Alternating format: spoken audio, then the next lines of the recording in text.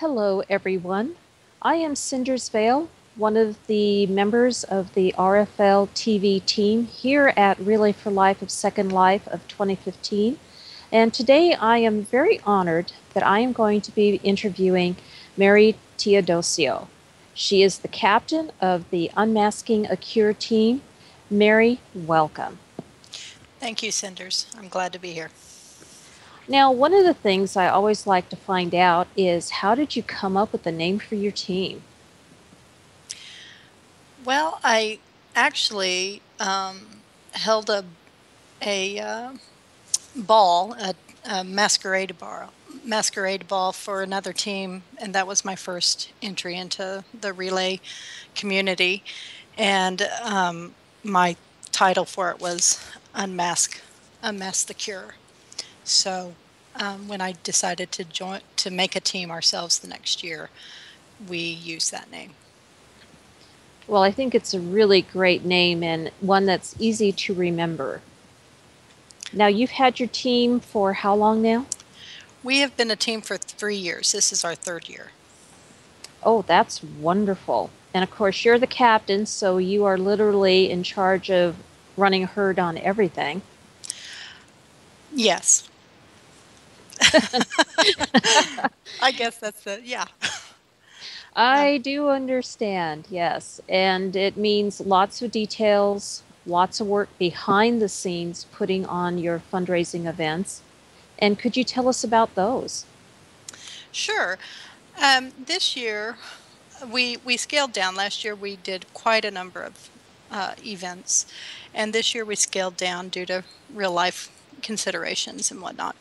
But this year we expanded some of our events, and I like to think we pride ourselves on bringing new groups to the relay table and allowing them to fundraise in ways that in the things they do in SL and what they enjoy. So this year, for the last 2 years, we've had a jousting competition and on guard fencing. And and while we had our on guard fencing tournament, we expanded our jousting competition or grand joust to include a medieval fair. Now, this wasn't my idea. What initially was supposed to be a 3-day kind of thing turned into a 10-day extravaganza. And that was and I give all the credit and props to Nisa Stillwater. He was the driving force behind that. And I just sat back and let him pretty much have free reign. And honestly, that's how I like to run my team. We're always open to new ideas, and that's what we try to do too. We try to, if an event doesn't work a couple years in a row, we'll try something new. We're never afraid to go outside and capture different ideas and different parts of Second Life and try to incorporate them into our team. Well, I think that's a great way to keep people interested, keep them coming back, staying on the team, and keeping things fresh and not sliding down the slippery slope to being stale. I think I'm probably a little ADD in that respect because I do like to try new things every year. And I would like to also mention one thing we did this year was we actively sought out new clubs and venues, even if it was just to ask them to hold not to hold, but to place a kiosk at their venue, just to expand the reach of relay. And I had some really positive results from that. We had a new blues jazz club. They are based in Spain, and they opted to hold an event, and it turned out to be wildly successful. And it was a 24-hour music event, so everything was in Spanish, which was a challenge for me, but but it was really, really fun. And they did a great job, and and I really appreciate the Blue Rose Jazz Club coming on. And the owner joined the team, and so now we have one more person, to spread the relay message. Oh, I think that is just excellent. And what did bring you into Relay for Life of Second Life? It was that initial event that I was asked to host through my Tiny Empires Kingdom, and um, really from that point on, because I'm a fundraiser by nature. It's what I've done in real life for many years prior to my sojourn in Second Life. Um, I decided to make our own team so that I could have full control. I mean, I'll be honest. That's a lot of it. Um, and but I really do enjoy fundraising. It will probably be the only thing you'll ever hear me say I do well without being embarrassed to say that I do it well. Um, but then last year, really, our middle year, our second year, was very important to me. Two of my brothers were diagnosed with cancer, different types. Um, and so that was really kind of a shock for us. But they're doing well. Their outcomes, I think, have been much better than some or many. And so I'm really happy about that. So that kind of just lit a fire and made me decide that this was probably where I wanted to be.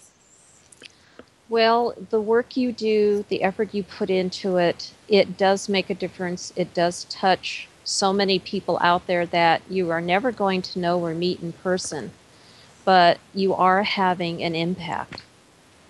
And you are using your talent and skills to do so. And if you have the gene for fundraising, we are so grateful that you came and discovered Relay. I am too, because it also, gives you something to do that's gives you a real reason to be in Second Life. I can shake it to my husband and say, "Look, this is why I'm in World so much, through March through July." But I so understand. And please tell your brothers that we are all rooting for them, thank always. you. Because it does matter. You may not ever know any of us here in Second Life, but somehow knowing that people you don't know are rooting for you and sending positive thoughts and good vibes can help. I believe that too, and thank you. You are very welcome. And I am going to keep sending positive vibes all through the weekend for your brothers. But now I want our viewers to take a look at your campsite here, and it's wonderful. How did this idea come about? Well, I am not a builder. I will just flat out say that. Um, and I wasn't even sure we were going to do a campsite, but I decided that I needed to do something. And I wanted this year, I wanted to take the time to thank our partners, the people who have held events for us, um, and or allowed us to use their sims. And so it's a combination of sort of your dollars at work kind of thing, if that makes sense. So we have signs around the campsite that give some very pertinent cancer facts, and they're positioned alongside our event posters. And so, like, we're standing directly near our Muddy's Music Cafe event, and then some breast cancer facts. Uh, so I took a little bit of all of our events from this season and we put them in this little spot. And so people will have an opportunity to fence if they go into our little medieval folly area. They'll be able to, we do a trivia event every year. So I have trivia balls around the site that, they can answer questions. They won't win any Linden, but they can answer cancer fact questions and answer questions about the RFL of SL committee and who's who, that kind of thing. So, and then I have a couple of art auction pieces that we had left over. So those are all representative of our events this year. Oh, and Mary, I do blame you partially for making my inventory unable to go downward because you keep putting on these great art auctions. And what do? I go and I bid. And I know, and I always hope somebody will outbid you. I'm getting, well, not to raise more, not to get you to come and bid more, but I always feel a little guilty because you've been so generous to our team, and I really do appreciate that. well, I love artwork, but yes, I tend to ignore my inventory count, but we won't go there. But I do love this setup, and I'm looking over at all of the directional signs, and I'm going, okay, I want to do that, I want to do that, I want to do that. You have a very interactive campsite. Well, I would like to, yes, it gives people something to do. It won't be the most interactive or the most exciting, but I feel that it's serene. And I do have to say that Grace Loudon did the terraforming and put all the trees and everything, because I seem to have lost my mojo about 6 months ago for decorating, and I can always say what I want, but I can never really execute it when it comes to things like this. And she did such a lovely job, and I really do appreciate her loaning her skills out to us. Well, believe me, I do understand when, let's face it, terraforming is a skill. And when you are so focused on running a team and pulling your events together, your brain can just shut off that part and just say, no, you're going to focus on this other stuff. And Grace is known for stepping in and helping out. So thanks, Grace. You did a Uh, lovely job.